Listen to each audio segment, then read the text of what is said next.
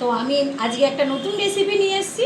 প্রতিটা বাচ্চাদের জন্য ভীষণ বেনিফিট আর খুব ভালো একটা হেলদি ড্রিঙ্ক, ফ্রুটস ড্রিঙ্ক। তো প্রত্যেকটা বাচ্চাই মানে খেতে ভীষণ বিরক্ত করে, সবার ঘরেই আছে, আমার ঘরেও সেম প্রবলেম হয়।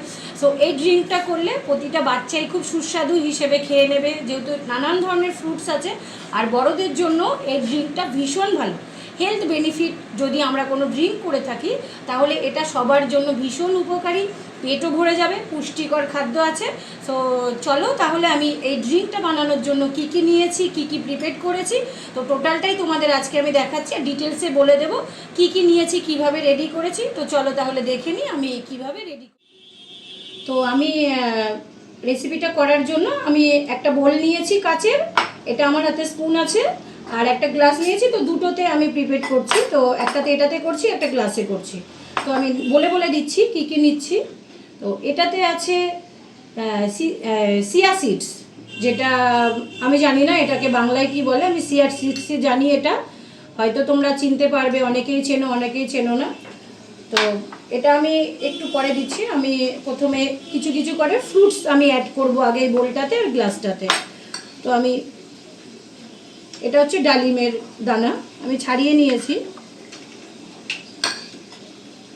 তো কিছুটা ডালিমের দানা আমি এতে দিচ্ছি, কিছুটা আমি গ্লাসে দিচ্ছি, পরে আবার আমি ওপর দিয়ে দুটো একটা করে ছিটিয়ে দেবো। তো আমি ওই জন্য অল্প কিছু রাখছি। এটা আছে আঙুর, তো আমি দুটোতেই দিয়ে নিচ্ছি, দেখো তোমরা দেখতেই পাচ্ছ।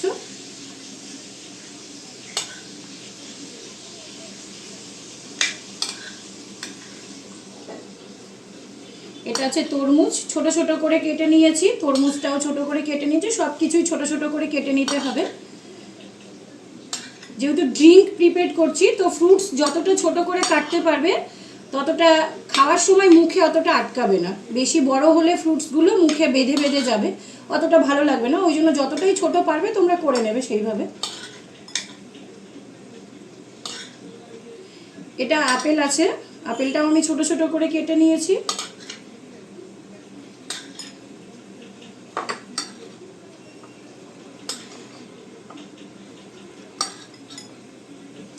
আর এটা কলা আছে, দেখো কলাটা আমি ছোট ছোট করে কেটে নিয়েছি, ওটাও সেম।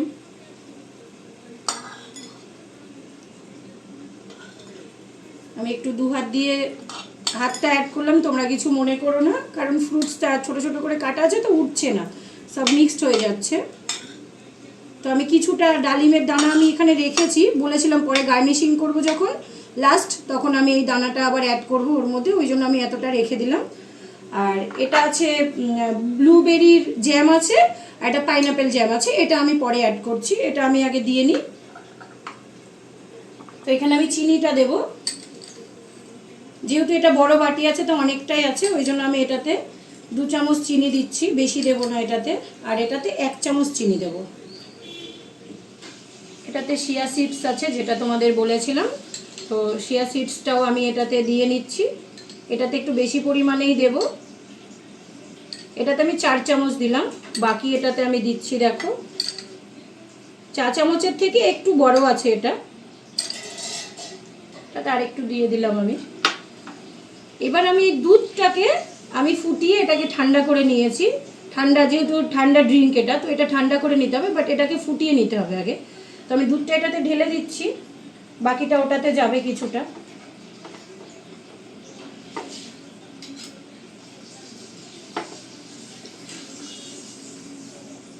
তোমরা দেখতেই পেলে আমি কতটা দিলাম। আমি এটা পরে মিক্সড করছি।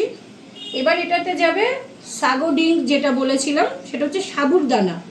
এটা হচ্ছে সাবুর দানা, এটা আমি ভিজিয়ে রেখেছিলাম কিছুক্ষণ, ভিজিয়ে রেখে আমি এটা 1 থেকে 1.5 মিনিট এটাকে আমি গরম করে বয়েল করে নিয়েছি। নেওয়ার পরে এটাকে আমি ঠান্ডা জলে আবার এটাকে ধুয়ে নিয়েছি, ধুয়ে ক্রিস্টাল মতো এটা হয়ে যায়। তো এটা আমি যখন এটাতে অ্যাড করছি, এটা যখন আমি মিক্সড করব তখন তোমরা দেখে বুঝতেই পারবে যে কতটা এটা ফিনিশিংটা এসছে, পাতলা হয়ে গেছে একদম। তো এটাতে আমি 2 চামচ দিচ্ছি। মেন হচ্ছে এটাই যে এটা সাগো ড্রিঙ্ক, তো এটাই হচ্ছে সব থেকে বড় ব্যাপার। এটা দেখলেই এবার আমি এটাতে হালকা একটু অ্যাড করে দিই এটাকে, তারপরে আমি বরফটা দেব।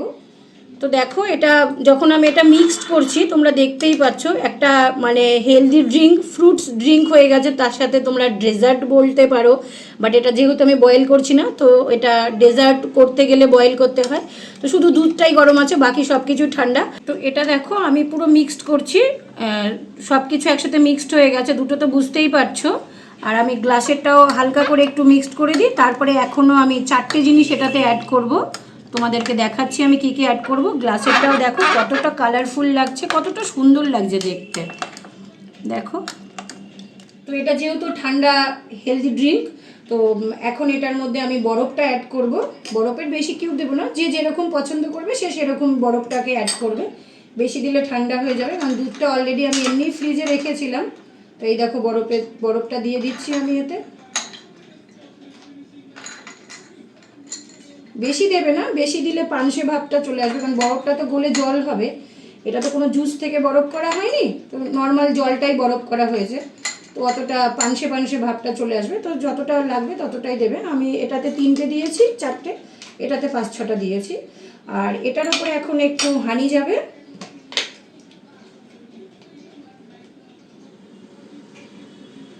দেখো এটাতে হানিটা দিচ্ছি। এবার এটাতে এই যে আমি জ্যাম ছোট ছোট করে কেটে নিয়েছিলাম, এটা ব্লুবেরি জ্যাম, আর এটা পাইনাপেল জ্যাম।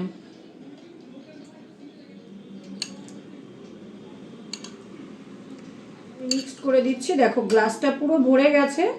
মোটামুটি বড়দের জন্য এরকম একটা 1 গ্লাস ড্রিঙ্ক মানে ফ্রুটস ড্রিঙ্ক, পেটও ভরে যাবে, পুষ্টিকরও আছে, ফ্রুটস রয়েছে, দুধ রয়েছে, সব কিছুই ভরপুর এর মধ্যে রয়েছে। আর যেহেতু ঠান্ডা ড্রিঙ্ক আমি বলেছি, তো যে যেরকম ঠান্ডা তোমরা পছন্দ করো সেরকম ঠান্ডা তোমরা দিয়ে এটা করে নেবে।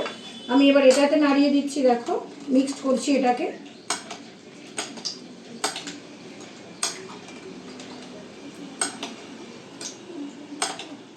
অলরেডি দুটো কমপ্লিট হয়ে গেছে। তো আমি গার্নিশিং করার জন্য যে বেদানার দানাটা রেখেছিলাম,